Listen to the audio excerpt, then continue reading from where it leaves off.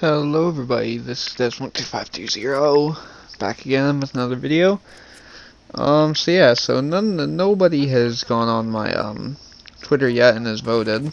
So I decided I'd make one a little preemptive one of the 4 content pieces just to see if, what people think of it. So today I'll be going over a specific class setup that I will name in a few moments. Although you're seeing it on screen, so I'm guessing you can kind of assume what it is. But this is the first episode of the series if we continue it. Like I said, it all depends on what people think. Either way, let's get onto the video. And yeah, if you guys enjoy this, please go onto my Twitter and go to the poll. I may link, if I can, I'll link it in the description. If not, just go to my Twitter. It's the same one as my actual name, or as my online name. So that's not difficult to find. And yeah, hopefully you guys enjoy the rest of the video. Okay guys, so today we're going to be talking about one of my personal favorite loadouts of the moment, and that is the sniper, or should I say DMR style Oden setup. Now, firstly I'm going to go over the weapon that I'm using, the attachments, and then I'll go into a greater depth. So the weapon I'm using here is the Oden, obviously. Fires 12.7mm rounds, so really high damage. And the lowest damage it drops to is in the 40 damage range. Now this is really important because it's a 2-shot. That means it's a 2 to 3 shot kill in core. This is why you're seeing hardcore gameplay in the background, because this loadout works best in hardcore, and that is because of the fact that with every player having around 30 health in hardcore modes, that makes this weapon a 1-shot kill anywhere to the body at any range. So that makes it a prime candidate to be a sort of DMR. One thing that people always say is, though, why not use the FAL? Why not use other things? Well, the thing that makes the Oden special is that it has the ability to go fully automatic or semi-automatic. Although both fire extremely slowly, and even slower than the FAL, you still have the option to go full auto and change it into a sort of slow-firing AR if you want to. That's fine. But I still think this method is probably the most fun, and it adheres to the weapon's strengths the most. So either way, guys, let's get into the actual loadout itself and the attachments. Okay, so I don't have an actual image of these because I kind of made this on the fly, which kind of sucks, but whatever. So yeah, so the Oden that I'm running here is slightly different. This is for close range. This is the more close range version of it, which you only change one attachment. But standard loadout, you'll be running the variable zoom or sniper scope. And if you wish to change this to closer range, you can put a red dot sight of any kind, like I'm using here. You want to run the 810mm barrel, and you want to run the Colossus suppressor. Now what both these things do, in essence, is they give you better recoil control, but not only that, they also increase your range. Now, you're saying, well, it should be a 1-shot anywhere on the body. Why does that count? Why does that matter? It really doesn't. It's more useful in core than anything else, because in core it basically makes a 1-shot kill to the sun, or a 2-shot kill to the sun. I merely use it because A, it fits the aesthetic of the weapon, and B, it reduces the recoil to the point where you can almost spam it in its semi-auto form, as you see me doing there, and the recoil is mildly controllable. Plus the suppressor you kind of need, because this weapon's a bit more stealthy. For the weapon perk, I recommend running the sleight of hand. Simply put, this weapon reloads a little bit slow at 2 seconds while it still has ammo left, and 2.1 while it has ammo and no ammo left in the mag. So decreasing that by any amount is just helpful. And the final attachment is the Merc foregrip, just to decrease the recoil even more. And it gives me also the helpful or should I say the helpfulness of the fact that it reduces my recoil, not my recoil, my hipfire spread by a little bit. Meaning that if I'm running semi-auto, I can just spray from the hip instead of aiming down sights with my massive sniper scope. Secondary, as you guys could probably see there, is a Renetti. It actually only has it only has 3 attachments on it because I haven't unlocked the attachments I want on it, but I'll go over those now. You can pretty much put any attachments on the Renetti and it'll be good. First and foremost, so it's more personal preference on this, but either way.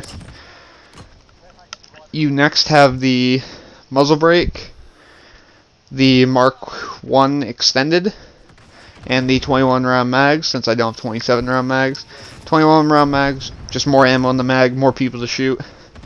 The Mark I extended increases your one-shot range, decreases your recoil, and gives you a bit less sway when you're moving around a little bit. And the muzzle brake is just even more reduced recoil. So now on to the fun part, should I say, and that is the perks. So the perks I run on this class change depending on what map I'm playing. Generally though, I like to run double time, ghost, and battle hardened. Another good one to run is wiretap, I believe it's called. And in substitute for ghost, you can also run hardline if people aren't running UAVs. Either way, I don't know what's going on in this clip, but still. Main point though is the fact that all these perks either increase your stealthiness or make it to where getting less kills gives you better benefits. Double time allows me to get into sniper spots more effectively, especially when we go into the equipment segment, because you'll see what the play is in a moment. As well as the fact that Ghost simply keeps me off the radar. You can switch out double time for cold-blooded if you're able to get to your spots and people keep calling in kill streaks. Same thing with EOD if they keep spamming explosives, so on and so forth. Basically, using the perks on this class, there's no one dedicated perk you can need, especially in the first and second row. Namely, you just need to know when to use your different perks, and once that happens, you will be basically golden. So, onto the equipment. I run 2 different equipment for each category, tactical and lethal. For lethal, I like to run either the Molotov or the Thermite. Simply, you guys probably already know the reason, fire kill people. And since I like playing objective game modes, that is also objective denial. Also in hardcore, they're both overpowered because they one hit in like 2 seconds. Either way. And the final thing, which is the tactical the tactical grenades. I like to run the smart grenade, as it's called, or whatever the heck it is, the scan grenade, the one that highlights people through walls and stuff like that. And the last one is the stim. Now, a lot of people get confused as to why I have the stim. Namely, just because of the fact that the stim allows me to recover my super sprint. So I can double time super sprint, then stim myself double time again, super sprint, and then stim myself one more time and super sprint once more just to get to the spot I need, especially on like a 10v10 map, at like the snap of a finger. Okay, so on to some general gameplay of this weapon and some tips. So, if you play the class like you're seeing here, slowly, methodically, and you can go into close range, as you can see, but you want to play this like a stealthy / semi-sniper setup. Basically, don't push too far in unless you know what you're doing, but don't be afraid to unload on your enemies. This is also really good as a counter sniper weapon, just because you move faster than them, and if you do get caught out in full auto, or you do get caught out against other assault rifles, you can full auto them to death. I recommend running it in semi-auto most of the time, just to make it to where you're not spraying all your ammo and you're not getting off target. but that's more personal preference. And as for the two biggest skills you need to make this class work effectively, A is know where to move. Simply put, if you know how to pass through the map and you know what spots are choke points and you know where people are coming from, it makes this class so much easier to do and so much easier to allow to function. As you can see there, I ran across for so long, and I also know that there's not many people around here for me to kill me, so I basically start putting down my kill streaks, like my care package, and then I proceed to go and grab it. And I'm actually going to show you how knowing the information of this map has also saved me in a way too. So I know no enemies are pushing me. I call in my kill streaks once again, and I see something. I look over, there's one guy pushing to the right of me, so I kill him, but then I notice there's somebody on top. So I'm going to call in another kill streak to cover my flank, pull up for the target, look for where he is, I see him, and dead. Simple as that. That's simply just me knowing what the map looks like and using my information to my advantage to pick off targets. And right there you see me starting to get a bit greedy and I die. The second biggest one, and as you guys can already see too, I do run the javelin sometimes, namely for area denial, but still. The other main skill you need to know that you need to have is good shot placement. Simply put, this weapon still fires extremely slowly, and in hardcore at least, your first shot always matters. This weapon will lose to anything if you do not hit on the first shot, or at least the second shot, if the players are accurate.